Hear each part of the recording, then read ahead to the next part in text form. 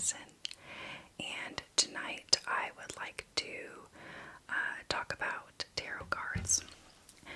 So, I read tarot cards. I pull a card for myself every day, and I love it. I feel like it helps me kind of focus on my intention for the day, or, just things I need to focus on for the day. So, I have been using the Wayhome tarot. I know the box is really torn up. Please forgive me. It is in my purse all the time, so it gets a little rough around the edges, but it keeps my cards super safe. So, this is an amazing tarot deck, and I absolutely love it. So.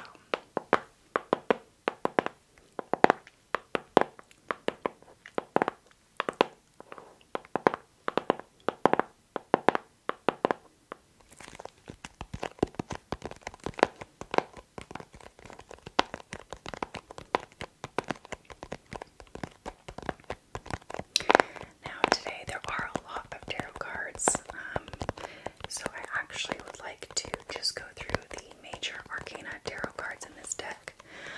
I just want to go through them and kind of discuss what they're about and just do some tracing for you today. So, super laid back. I'm not going to do a tarot reading for you today, but I am going to just do a little overview of the major Arcana, so I hope you enjoy. Okay, so first in the major Arcana is the Fool. So this is the very first card that goes in the journey of the major Arcana. So I'll kind of go over that in a little bit, but this is the Fool tarot card. I'm not sure if you can see it too well, but it's got the little feet, and essentially this card is the beginning of a journey. So a new adventure, a new endeavor. It can also, symbolize being a child and the naivety that comes with being a child. The feet here are standing on what is a cliff overseeing a mountain range with a little river kind of going through it. There's some little trees here too. So this card always is a new journey, and it's kind of looking at the new journey ahead of you and getting ready for it. And the next card in the deck is the Magician. So this shows the two hands here. The Magician symbolizes power, manifestation, creation. You can see here the pentagram right here, as well as a wand and a cup, which are, and oh, here's another one. I'm sorry, that's a sword. Sword and a cup, or sword and a wand. That is a wand, not a cup.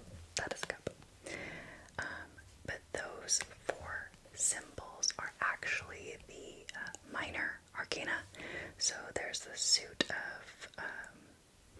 cups, the suit of swords, the suit of wands, and the suit of pentacles. So this card, symbolizes manifestation, power, creativity, and really just manifesting your destiny and really being in control here.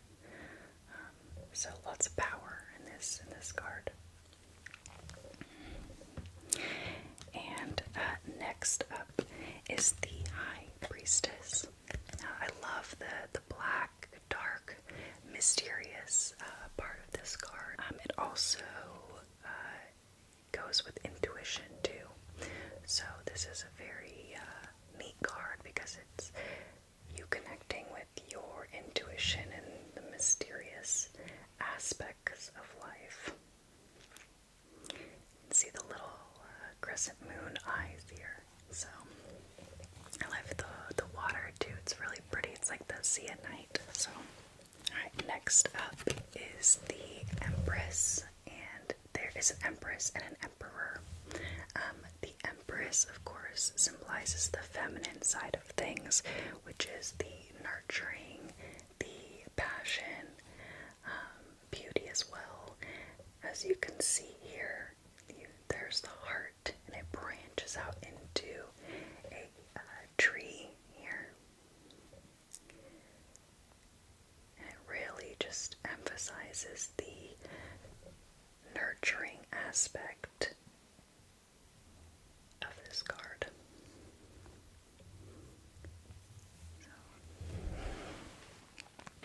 And of course, next is the Emperor. So the Emperor here is the, of course, masculine side of things. Recognizes the authority and the leadership of the individual. I like this little tree kind of branching out of this brain, the brainstem, and the little roots kind of symbolizing security, putting your roots in, being a leader. So, I really like this card. I like the tree. And next we have the Hierophant card. And this symbolizes religion, spirituality, being a teacher, things like that. I always feel like it reminds me of like a shaman, kinda. I'm not sure why, but I mean, I guess it makes sense, but these little mushrooms here, cute. I also really like the red background here. I feel like it contrasts with it really nice. But there's these nice roots down here too. So this card really symbolizes the knowledge and, you know, either you or someone in your life being a teacher of some sort.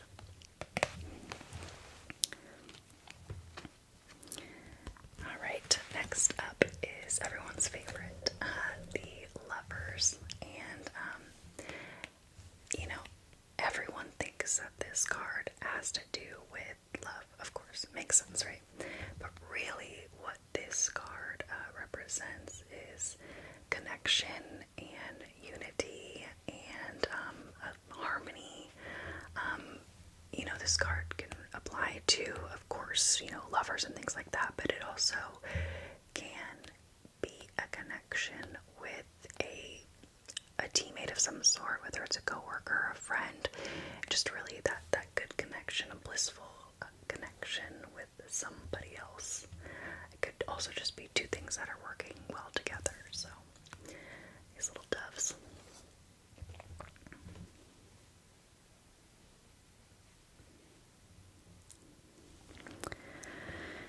Alright, next up is the Chariot. And the Chariot here, as you can see, this little salmon here. I think it's a salmon.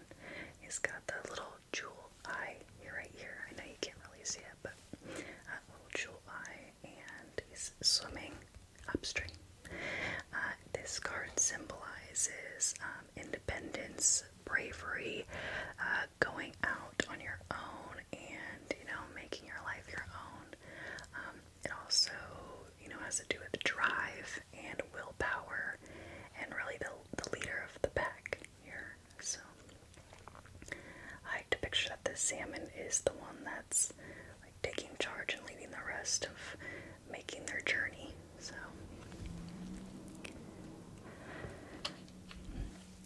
and next up we have Strength. Now, Strength seems like it'd be very self-explanatory because it says strength, but actually, although it does embody, of course, strength and how important that is, whether it's emotional or mental or I'm sure even physical strength, but what it really embodies is influence and instincts and integration, so things of that nature.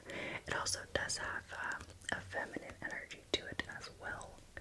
So you can see here the snake going through the skull here. This is actually a pelvic bone, I believe, with little roses right here. So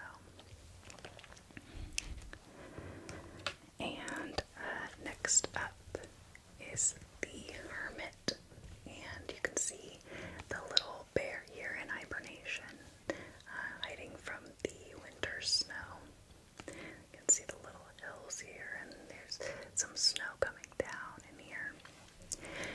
Now, the Hermit is often read as a time for not literal hibernation, but a time for reflection and retreat and introspection, which is very true, but it also means wisdom as well.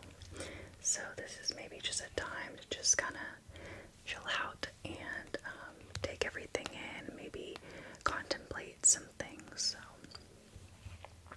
and that's where the wisdom comes from.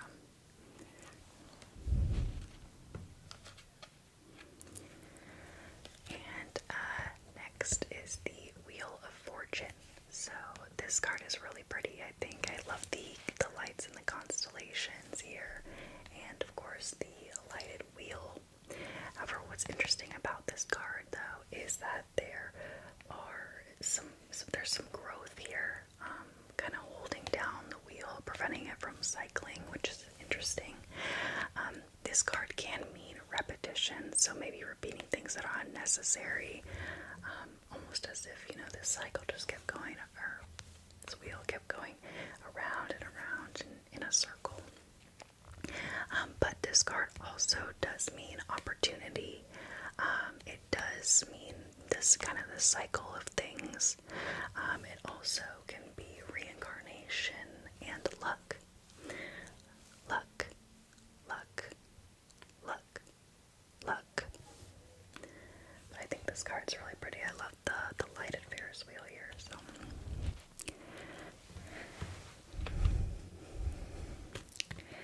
And next up we have Justice, another one that seems kind of self-explanatory here. But what I really love to highlight about this card specifically is that it means balance.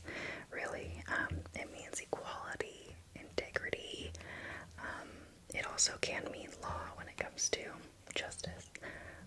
But really, this card is kind of finding the balance here of, life, a situation, a relationship, really anything, just that balance there, and integrity, which is important. And next we have the Hanged Man. Now, the Hanged Man, as you can see, there's like a little cocoon. It's a really good trigger word. Cocoon. I lost my train of thought. The little cocoon here is essentially representing at least that it's time for some kind of transformation here. It's a time to kind of group yourself together essentially, and accept that there is some change that must be made. It is a time for non-action, and it also can embody fear as well. This could also be a bit reclusive and kind of just hiding a bit, but mostly it's the time in between or right before a transformation. And next, now this card seems horrible. It's the Death card, and I know this is a little graphic. My apologies, but it shows a silhouette here of a deer.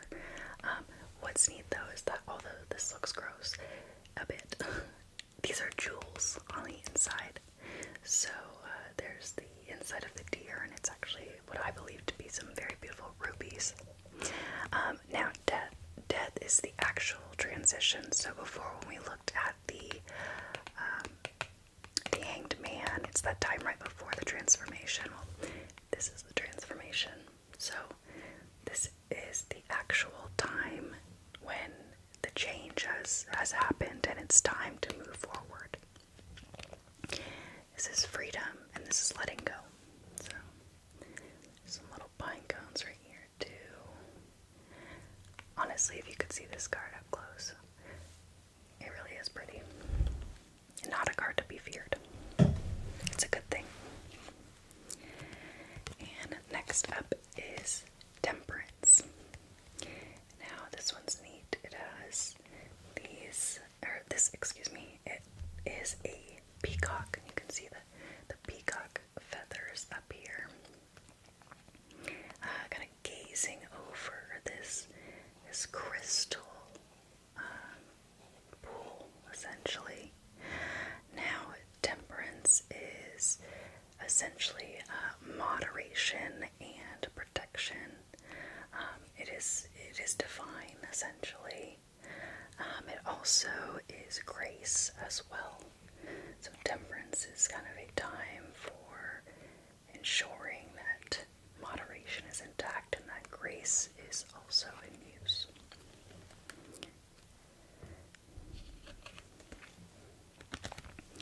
And next is the Devil. Now this one shows the horses and this small little detail here. They have the pentagram on their little harness tag. I forget what it's called. And they have a little bit of kind of wild eyes going on.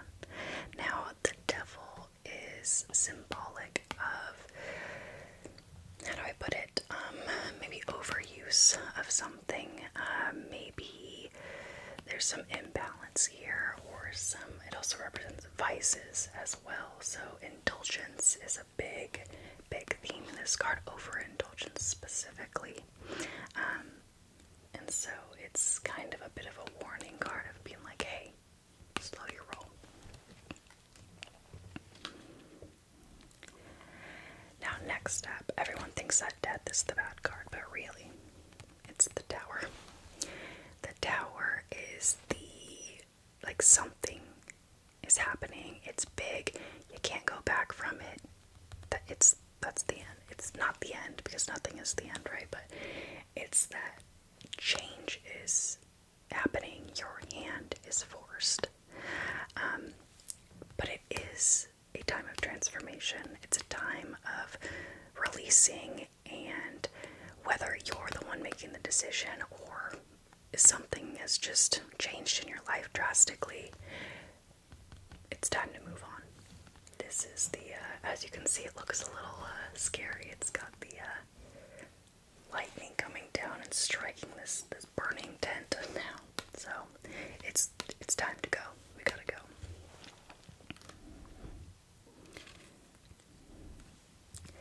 And next up is the peaceful star. The star is so nice. It comes right after the Tower, and this is a time for healing and hope and cleansing, and it's a new dawn. So you can see here the beautiful little star in the sky and this little creek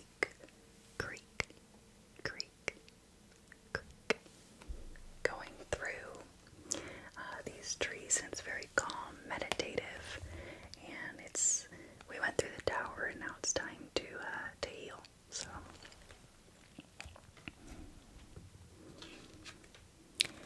and next up is the Moon. I love this card because I absolutely love wolves, and I love the moon. My name is Madison, but I really do love wolves a lot. So as you can see here, we have, of course, the moon, but we have a white howling wolf, and then there's some water underneath that he's standing in, and you see a black, very solemn looking wolf. It also looks like there's a little crab kind of coming out of the water there. But what this card represents is just wild. It's wild. It's time for maybe checking yourself and kind of making sure that you're not giving in too much to like the wild side and things like that. And essentially, it can represent the subconscious too. As you can see, there's like the two sides. There's the one that's howling, the one that's here, that's in real life, and then there is the wolf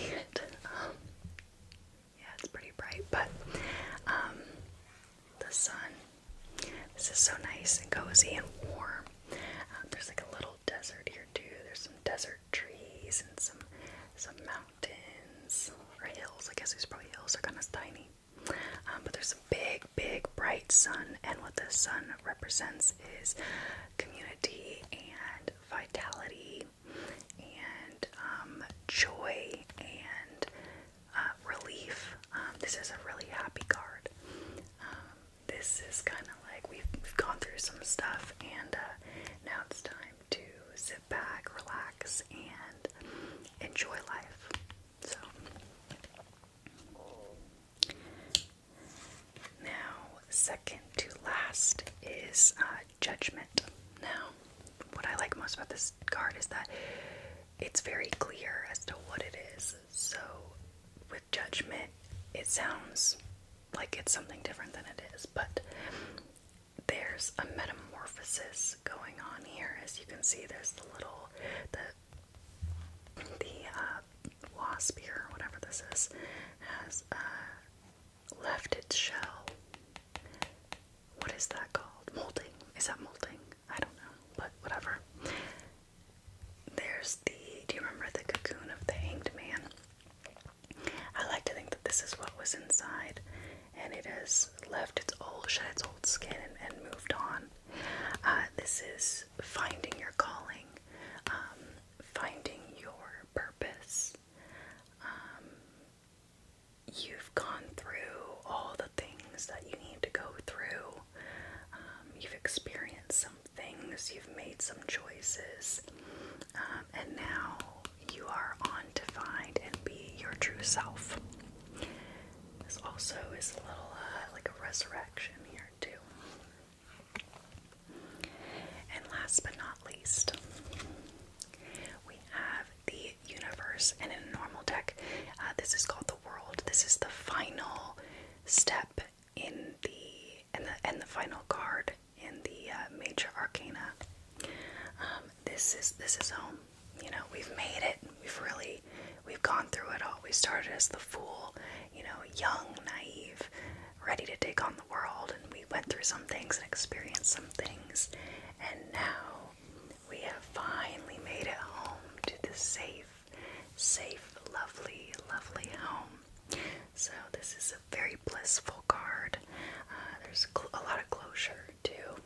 Often if you pull this card, you'll find that you have some closure in a situation, and just a sense of fullness. So it's really, I love the little northern lights here. This card's really pretty. I'd like to live in this little cabin in the forest, in the snow. There's a little campfire here too. So this is how all journeys should end. So when we talked about earlier, when I said that the whole thing was like a journey, essentially with those cards in order as I read them, you start off as the fool and you do end up hopefully getting to the universe, and all of those cards that are in between are the steps of a journey. So those are the major arcana of the tarot deck, and there are the minor arcana. There are many more of those cards, and those are kind of like the smaller little pieces in between the journey that is the major arcana. So that is what I'm going to go over this evening, and what I've gone over this evening. If you would like me to do a video or maybe a series of videos on the minor arcana and their meanings, please let